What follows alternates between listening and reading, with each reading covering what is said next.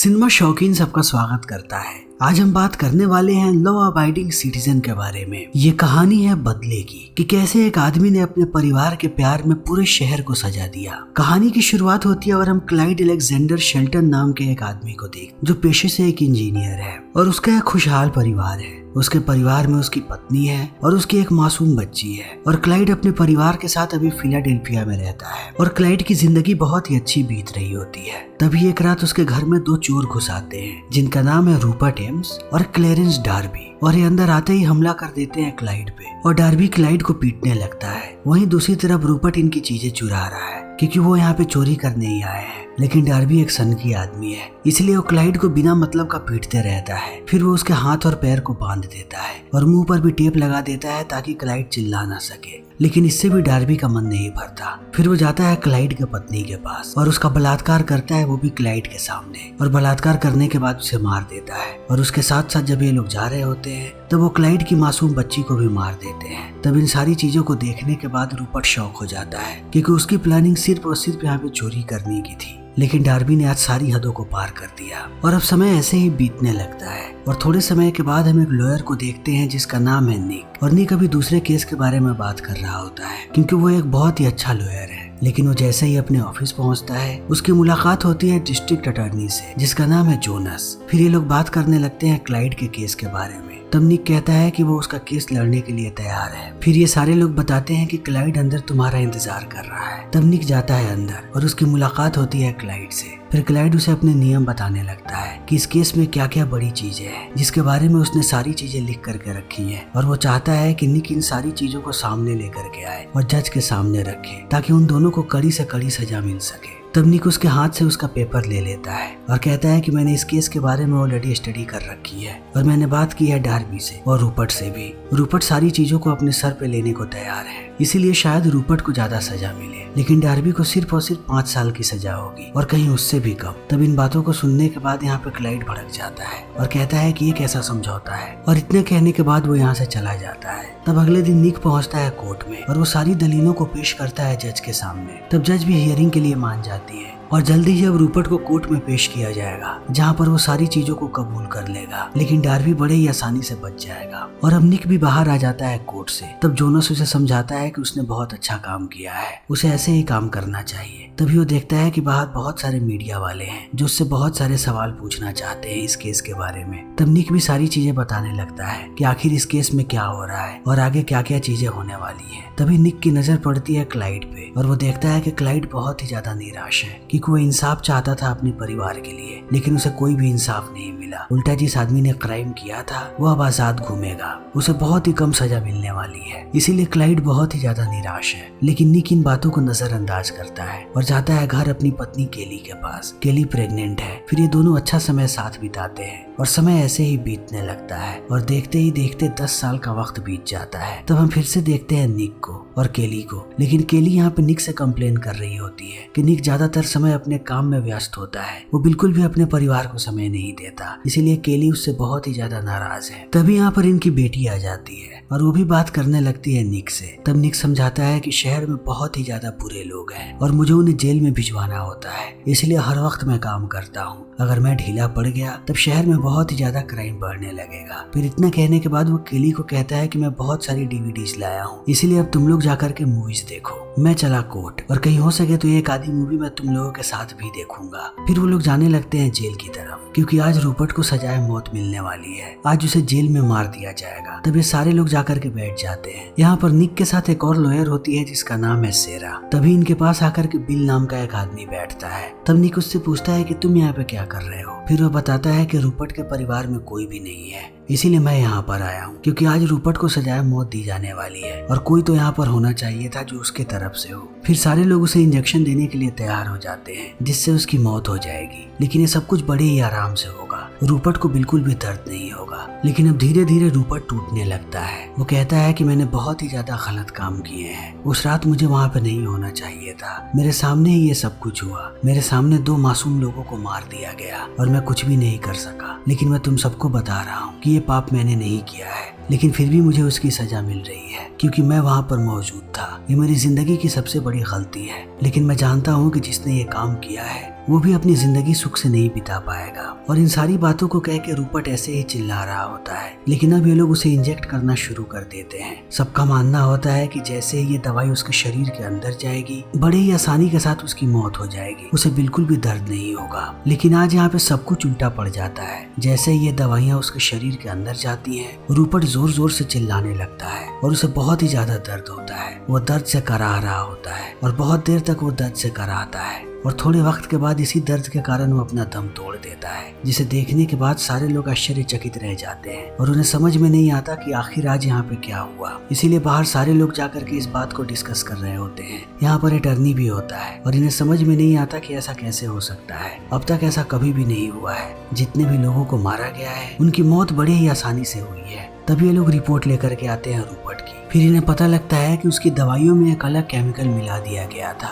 और इसी कारण से रूपर्ट इतना ज्यादा तड़प रहा था। लेकिन यहाँ पर इन्हें एक संदेश दिखाई पड़ता है और इस संदेश को देखते ही ये समझ जाते हैं कि ये काम डार्बी का है। इसलिए दो डिटेक्टिव यहाँ से जाने लगते हैं और इनके साथ निक भी होता है। दोनों डिटेक्टिव्स का नाम है गार्जा और डनिगन। और रास्ते में जाते समय ये लोग डार्बी के बारे में ही बात कर रहे होते हैं कि इतना बड़ा क्राइम करने के बाद भी वो सिर्फ और सिर्फ 3 साल ही रहा जेल में और अब वो बाहर आजाद घूम रहा है। उसे तो और सजा मिलनी ही चाहिए थी। तभी हम डार्बी को देखते हैं जो अपने घर में बैठा होता है और आराम से टीवी देख रहा होता है। तभी उसे एक अनजान नंबर से कॉल आता है और वो लोग उसे बता देते हैं कि पुलिस वाले तुम्हें पकड़ने आ रहे हैं, इसीलिए जितनी जल्दी हो सके यहाँ से भाग जाओ। फिर डार्बी भी भागने के लिए तैयार हो जाता है। तब तक पुलिस वाले यहाँ पे आ जाते हैं, इसीलिए डार्बी उन पे गोलियां चलाने लगता है और भागते भागते पहुंच जाता है छत पे और बड़े ही तेजी से भाग रहा होता है। तभी वो कॉलर उसके पास फिर से कॉल करता है और कहता है कि पुलिस वाले तुम्हारे नजदीक हैं, इसीलिए तुम्हें अपनी बंदूक फेंक देनी चाहिए वरना वो तुम्हें गोली मार देंगे। तब डार्बी अपनी बंदूक फेंक देता है, लेकिन उसे समझ में नहीं आता कि ये कौन आदमी है जो उसे कॉल कर रहा है और उसकी मदद कर रहा है। फिर भी उसकी बातों को ऐसे ही फॉलो करते जाता है। फिर वो आदमी उसे एक फैक्ट्री के पास आने के लिए कहता है और डार्बी जैसे ही फैक्ट्री के पास पहुंचता है उसे एक पुलिस की गाड़ी नजर आती है। लेकिन डार्बी गाड़ी के अंदर जाता है और बंदूक तान देता है उस पुलिस वाले पे और कहता है कि यहाँ से लेकर के मुझे बाहर चलो। तब वो पुलिस वाला गाड़ी चलाने लगता है और ये लोग यहाँ से बहुत दूर निकल जाते हैं। तब डार्बी भी बाहर आ जाता है। तब वो पुलिस वाला भी बाहर आता है और देखते ही देखते हमें पता लगता है कि ये पुलिस वाला कोई और नहीं बल्कि क्लाइड है और उसी ने डार्बी को कॉल किया था क्योंकि वो उसे सजा देना चाहता है और वो जानबूझ के उसे यहाँ तक लाया है। और डार्बी भी अब उसे पहचान जाता है, इसीलिए वो क्लाइड पे गोली चलाने की कोशिश करता है, लेकिन ये बंदूक नकली है। फिर क्लाइड आता है डार्बी के पास और उसे एक इंजेक्शन दे देता है जिससे डार्बी का पूरा शरीर पैरालाइज हो जाता है। तब क्लाइड उसे लेकर के जाता है फैक्ट्री के अंदर और उसके पूरे शरीर को बांध देता है। फिर उसे ऐसी ऐसी दवाइयां देता है जिससे क्लाइड को और भी ज्यादा दर्द हो। फिर वो एक कैमरे को स्टार्ट करता है और इसके शरीर के टुकड़े करने लगता है और वो उसके पूरे शरीर के टुकड़े कर देता है, जिसमें क्लाइड को बहुत ही ज्यादा दर्द होता है और उसकी मौत बहुत ही ज्यादा दर्दनाक होती है। तभी हम निक को देखते हैं जो सेरा से बात कर रहा होता है और वो उसे कहता है कि जो केमिकल हमें मिला था रूपर्ट के शरीर में वो एक बहुत ही अलग केमिकल है और कोई बहुत ही समझदार आदमी ऐसा कर सकता है और मुझे नहीं लगता है कि डार्बी इतना समझदार है,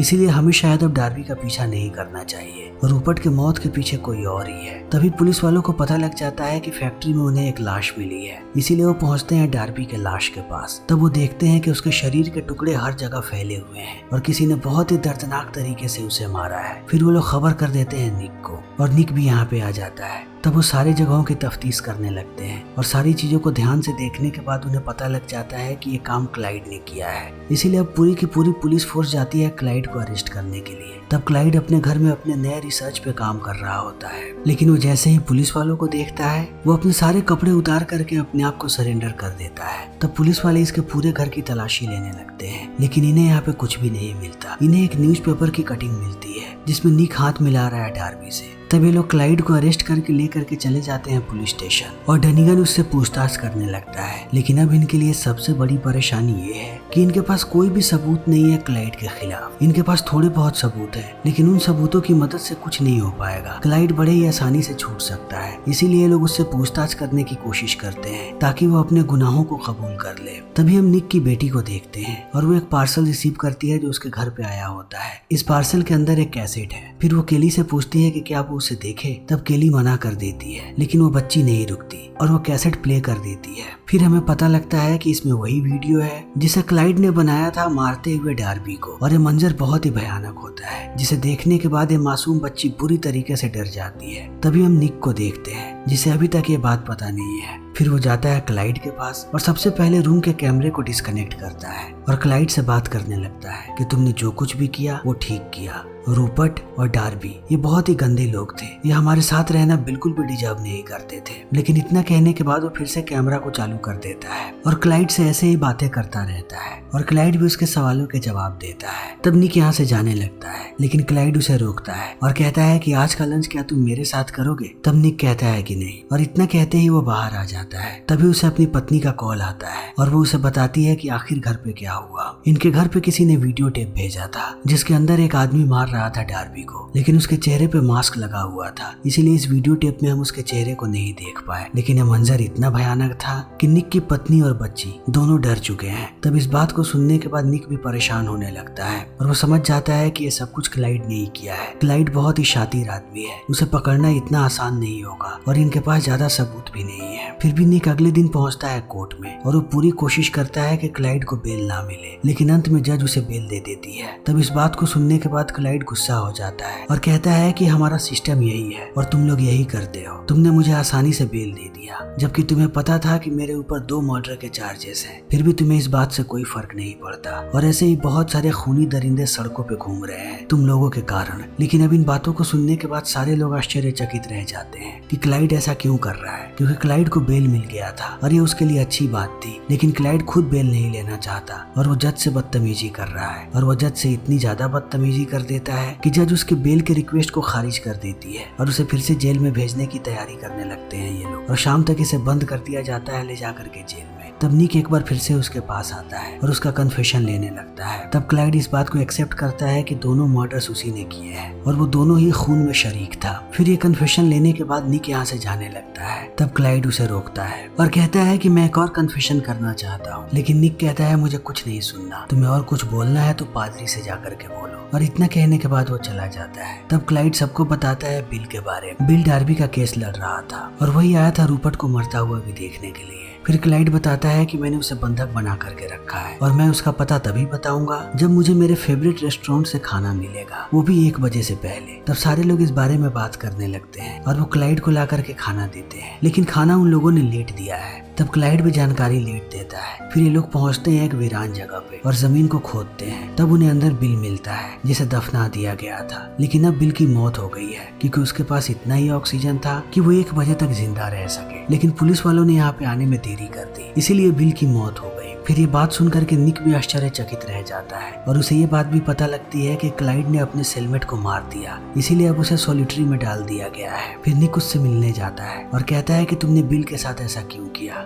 तब क्लाइड कहता है कि इंसाफ हमेशा ही कड़वा होता है, लेकिन इंसाफ ऐसा ही होना चाहिए। मैंने इंसाफ किया है। फिर इन चीजों को देखने के बाद निक कहता है कि तुम्हें क्या लगता है, तुम्हारी पत्नी और बच्चे को क्या महसूस होगा तुम्हारी इन हरकतों को देख करके। तब इन बातों को सुनने के बाद क्लाइड थोड़ी देर तक चुप रह जाता है और अंत में कहता है कि मेरी पत्नी और मेरी बच्ची दोनों मर चुके हैं। तब निक यहाँ से निकल जाता है और जाकर के मिलता है सेरा से। फिर ये लोग क्लाइड के बारे में सारी चीजें पता करने लगते हैं और इन्हें क्लाइड का एक साथी मिलता है जो बताता है कि क्लाइड कितना बड़ा मास्टरमाइंड है। किसी को भी पता नहीं लगता उसके प्लान्स के बारे में, वो किसी को भी मार सकता है और किसी को भनक तक नहीं लगेगी। और एक बार अगर उसने प्लान्स बना लिए तब उसे कोई नहीं रोक सकता। उसे रोकने का एक ही तरीका है कि उसे मार दो। तब इन सारी बातों को सुनने के बाद ये लोग जाते हैं जज के पास कि वो क्लाइड के खिलाफ जल्दी ही एक्शन ले, और जज भी इन बातों को समझ जाती है। तभी उसका फोन बजता है और वो जैसे ही फोन उठाती है उसका फोन ब्लास्ट हो जाता है और इसी के साथ जज की मौत हो जाती है। तब इन चीजों को देखने के बाद निक और भी ज्यादा डर जाता है और वो पहुंचता है क्लाइड के पास और कहता है कि तुम क्या कर रहे हो, क्या तुम पूरे शहर से बदला लोगे। तब निक कहता है कि ये बदले के बारे में नहीं है, ये इंसाफ के बारे में है, और जब एक बार इंसाफ फेल हो जाता है तब उसे ठीक करने के लिए ऐसा ही करना पड़ता है। और मैं तुम लोगों को आखिरी मौका दे रहा हूँ, अगर आज शाम 6 बजे तक तुम लोगों ने मेरे ऊपर से सारे चार्जेस नहीं हटाए तब इस केस से जुड़े हुए जितने भी बाकी लोग हैं मैं उन सबको मार दूंगा और कोई भी जिंदा नहीं बचेगा। तब इन बातों को सुनने के बाद निक यहाँ से निकल जाता है और वो सेरा से बात करता है और बताता है कि जरूर कोई बाहर का आदमी उससे मिला हुआ है तभी वो सारे काम कर रहा है, इसीलिए मुझे जेल के सारे कैदियों की लिस्ट चाहिए और उसके साथ साथ क्लाइड के सारे दोस्तों की भी। फिर अब सारे लोग काम पे लग जाते हैं और सेरा सारे फाइल्स को ले आती है, लेकिन वो बार बार निक को समझाती है कि निक को आराम से सोचना चाहिए इसी बीच शाम के 6 बज जाते हैं। तब निक सबको ऑफिस से बाहर निकाल देता है क्योंकि उसे लगता है कि अब कुछ भी हो सकता है, लेकिन कुछ नहीं होता। लेकिन जैसे ही ये लोग बाहर आते हैं, एक एक करके सारे के सारे कार्स ब्लास्ट होने लगते हैं और यहीं की एक कार में सेरा होती है। सेरा की भी गाड़ी ब्लास्ट हो जाती है, इसीलिए उसकी भी मौत हो जाती है। तभी निक को एक डिवाइस मिलती है यहाँ पे, जिससे उसे पता लगता है कि इस डिवाइस से सिग्नल गया था कि सारे लोग अब कार्स में बैठ चुके हैं, इसीलिए उसे और भी ज्यादा शक होने लगता है। फिर वो जाकर के मिलता है मेयर से, लेकिन अब मेयर बहुत ही ज्यादा गुस्से में है और कहती है कि शहर के सारे लोग डरे हुए हैं, इसीलिए जितनी जल्दी हो सके इन सारी चीजों को खत्म करो। तब निक जाता है अपनी पत्नी और बच्ची के पास और उन्हें शहर से बाहर भेज देता है ताकि वो सुरक्षित रहे। लेकिन वो जैसे ही अपने ऑफिस में जाता है, उसे वही न्यूज़पेपर की कटिंग मिलती है जिसमें निक हाथ मिला रहा था डार्बी से, और किसी ने इसको फ्रेम करवा करके इसके ऑफिस में रख दिया है। इसीलिए अब निक और परेशान हो जाता है और जेल में पहुंचता है क्लाइड के पास। तब क्लाइड बाहर आते हुए कहता है कि तुम्हें मेरी शर्त मान लेनी चाहिए थी और कल शाम को 6 बजे मुझे छोड़ देना चाहिए था। लेकिन अब निक बहुत ही ज्यादा गुस्से में है, इसीलिए वो क्लाइड को पीटने लगता है और कहता है कि तुम्हें पता भी है तुमने कितने सारे लोगों की जान ले ली। तब क्लाइड कहता है कि इंसाफ यही है और मैं ऐसे ही लोगों को मारता रहूंगा। शहर में जितने भी करप्ट लोग हैं मैं उन सबका खात्मा कर दूंगा और उन सबका मौत आएगा तुम्हारे सर पे। तब निक कहता है कि मैंने कुछ भी गलत नहीं किया। अगर रूपर्ट और डार्बी केस को मैं वैसे नहीं संभालता तब वो दोनों रिहा हो जाते और दोनों में से किसी को भी सजा नहीं मिलती। इसीलिए मैंने इंसाफ का साथ दिया। रूपर्ट को मिली सजाए मौत और डार्बी भी 3 साल के लिए जेल गया। दोनों में से कोई भी आजाद नहीं हो सका। तब क्लाइड कहता है कि तुमने अपनी पूरी कोशिश नहीं की। तुम्हारी अगर कोशिश होती कि दोनों को सजाए मौत मिले तब कुछ ना कुछ जरूर होता। कम से कम मुझे तुम्हारी कोशिश दिखती, लेकिन तुमने पहले ही फैसला कर लिया था कि डार्बी बाहर जाएगा। फिर अब निक भी यहाँ से निकल जाता है और वो उन सारे लोगों के कब्र पे जाता है जितने भी लोगों की मौत हुई है, और आते समय जोनस से कहता है कि ये सब कुछ उसकी गलती है, उसकी वजह से इतने सारे लोगों की मौत हुई है। तब जोनस उसे संभालने की कोशिश करता है, लेकिन जैसे ही ये लोग यहाँ से निकलते हैं, यहीं पर एक ब्लास्ट होता है और जोनस की भी मौत हो जाती है। और निक साफ साफ इन चीजों को समझ पाता है कि ये काम भी क्लाइड ने किया है, इसलिए वो रिजाइन करने के लिए जाता है मेयर के पास। लेकिन मेयर निक को अब डिस्ट्रिक्ट अटॉर्नी बना देती है और कहती है कि इस केस को अब तुम्हें ही देखना है, क्योंकि सिर्फ तुम ही उस सनकी को रोक सकते हो। तब निक फिर से काम पे लग जाता है। तभी एक दिन उसे सेरा के बॉयफ्रेंड का मेल आता है और जैसे ही निक उस मेल को खोलता है, उसे क्लाइड के सारे खर्चों के डिटेल्स मिल जाते हैं कि पिछले 10 साल में उसने किन किन चीजों पर कितना कितना खर्चा किया है। और इसी बीच उसे पता लगता है कि जिस जेल में अभी क्लाइड है उसी के बगल में एक गैराज है जिसे क्लाइड ने ही खरीदा है। और इस चीज को देखते ही अब निक को शक होने लगता है, इसलिए वो तुरंत डिटेक्टिव्स को बुलाता है और जाता है उस गैराज में। फिर अंदर जाते ही वो देखता है कि यहाँ पे दुनिया के सबसे खतरनाक हथियार पड़े हुए हैं और इसी गैराज से एक पतली सी सुरंग जाती है जेल के अंदर और जेल के उस सेल तक जाती है जिस सेल में क्लाइड है। फिर इन चीजों को देखते ही ये समझ जाते हैं कि क्लाइड हमेशा इस सुरंग की मदद से बाहर आ रहा है और वो सारे लोगों को मार रहा है और उन्हें मारने के बाद फिर से जेल में वापस चला जाता है ताकि किसी को भी उस पर शक ना हो और सबको लगे कि बाहर कोई और ही आदमी ये काम कर रहा है, क्लाइड ही ये काम करवा रहा है, लेकिन वो खुद नहीं कर रहा। और सब लोग अब तक इसी बात पर विश्वास कर रहे थे और क्लाइड ने जानबूझ के अपने सेलमेट को मारा था ताकि उसे सॉलिटरी में डाल दिया जाए। लेकिन अब ये लोग देखते हैं कि क्लाइड यहाँ से गायब हो चुका है। तभी इन्हें पता लगता है कि क्लाइड गया है मेयर के पास। आज मेयर का एक भाषण होने वाला है। तभी हम क्लाइड को देखते हैं जो उसी बिल्डिंग में होता है और वो नीचे एक बॉम्ब लगा देता है और बॉम्ब लगाने के बाद यहाँ से निकल पड़ता है। तब तक निक भी यहाँ पे आ चुका है डिटेक्टिव्स के साथ और उसे भी पूरी बात पता लग जाती है, इसीलिए वो 2 लोगों को छोड़ करके आया है गैराज के पास जो पल पल की खबर दे रहे हैं उसे। तभी गैराज वाले लोग बताते हैं कि यहाँ पर क्लाइड आ चुका है। फिर क्लाइड गैराज के अंदर जाता है और वहाँ से चला आता है अपने सेल के अंदर। तभी वो अपने सामने निक को पाता है। तब निक उसे बताता है कि उसे उसकी पूरी प्लानिंग पता लग गई है। तब क्लाइड कहता है कि सबसे बड़ा धमाका आज होने वाला है, इसीलिए अगर तुम उसे रोकना चाहते हो तब तुम्हारे पास कुछ ही सेकंड्स बचे हैं डील करने के लिए। तब निक कहता है कि मैं तुम्हारे डील से तंग आ चुका हूँ, मैं तुम्हें एक बात बताता हूँ, अब तुम्हारे पास कुछ ही सेकंड्स बचे हैं जीने के लिए। फिर इतना कहने के बाद वो निकल जाता है। तभी क्लाइड को समझ में आता है कि जो बॉम्ब उसने लगाया था मेयर की बिल्डिंग में, वो बॉम्ब अब उसके सेल में आ चुका है और वो काम किया है निक ने। और अब क्लाइड अपने आप को नहीं बचा सकता, इसलिए वो चुपचाप नीचे बैठ जाता है और अपनी बेटी के ब्रेसलेट को देखने लगता है। फिर यहाँ पे एक ब्लास्ट होता है और इसी ब्लास्ट में क्लाइड की मौत हो जाती है और समय ऐसे ही बीतने लगता है। फिर थोड़े समय के बाद हम निक को देखते हैं अपनी पत्नी के साथ जो अपनी बेटी की परफॉर्मेंस देख रहा है और ये फिल्म यहीं पे खत्म हो जाती है। तो दोस्तों, हमारी आज की ये वीडियो यहीं पे खत्म होती है। अगर आपको हमारी ये वीडियो पसंद आई हो तो इसे लाइक करें, शेयर करें और चैनल को सब्सक्राइब करें। Thank you.